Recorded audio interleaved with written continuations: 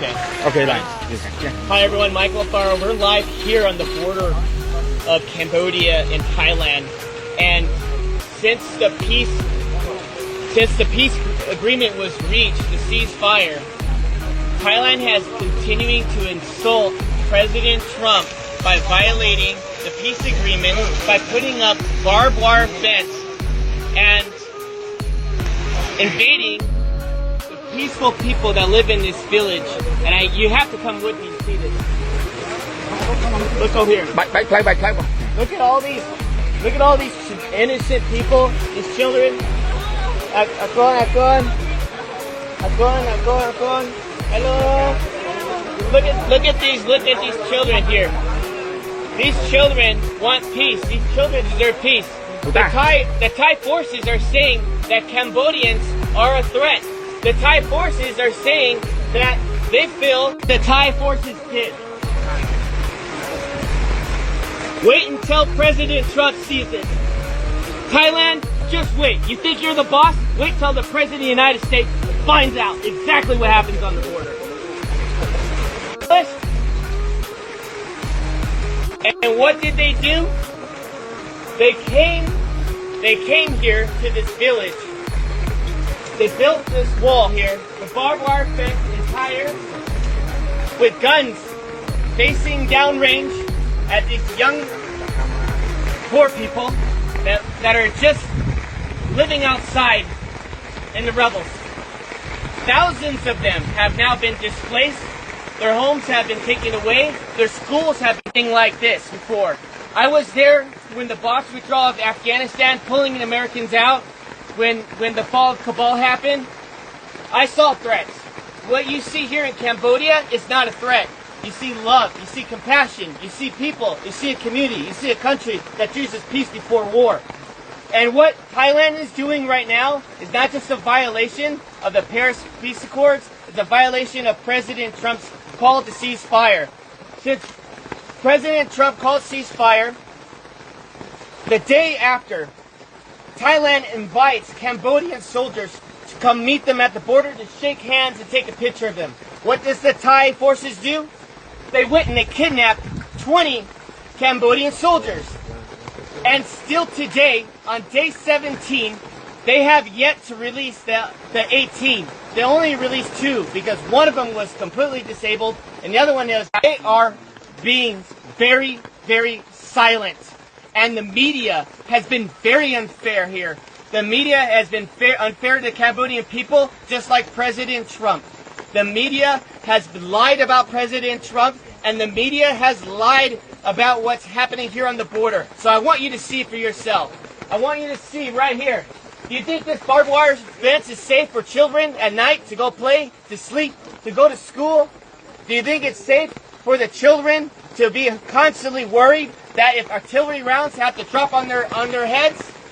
When that happened, when the war broke out, there was no soldiers here. Not one soldier, because there was no threat here. Just honest farmers, just trying to make a living.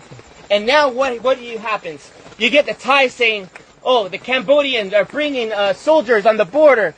The Cambodians are causing a threat now because they want to protect their sovereignty. But you know what I think? I gotta say it as it is. It's a bunch of bullshit.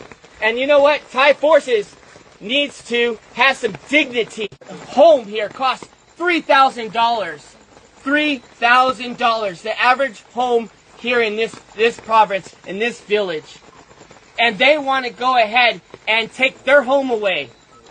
These farmers are honest, and they deserve dignity, and they deserve respect. And I'm calling on all my friends in the White House correspondents. I'm calling all the senators and the congressmen that you work for. That I understand. We're all focused on Russia. We're all focused on trying to get a peaceful resolve there in Ukraine.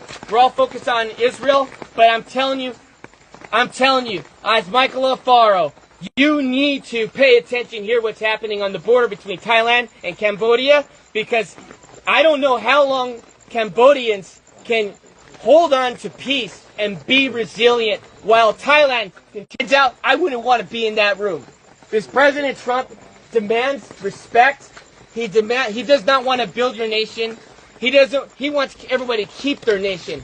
He wants everyone to be free and peace and harmony and respect. And what Thai people are doing is not okay. And this general, he's drunk on power, and all he wants to do is pretend that he's the king of Thailand. And that is not okay, to kill innocent lives for his own political gain. And I'm going to call it as it is. They need to tear down this wall so the children had more leaders like that. This world will be a safer place. But unfortunately, it's not, because we have Thai aggressors that doesn't believe in peace. They choose war. And I'm here to tell all my friends that invest in Thailand, you need to knock it off no more. We need to call for a protest immediately. And we, as a U.S. body, needs to call for action. Thailand needs to be severely punished. I think the trade war should take a significant role as they continue to violate the Paris Peace Accords. They continue to violate President Trump's call to cease fire, and enough is enough. These children, hopefully, these children can find a way where they can sleep well tonight in this rain, where they can sleep well.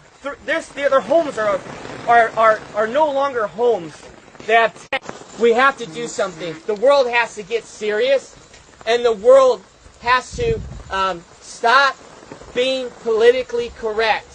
And we must act now before this turns into a genocide. Because since 1979, Cambodians have endured not one genocide, but two genocides, killing 3 million people, and even killing 8,000 people in Ghost Mountain by the Thai forces.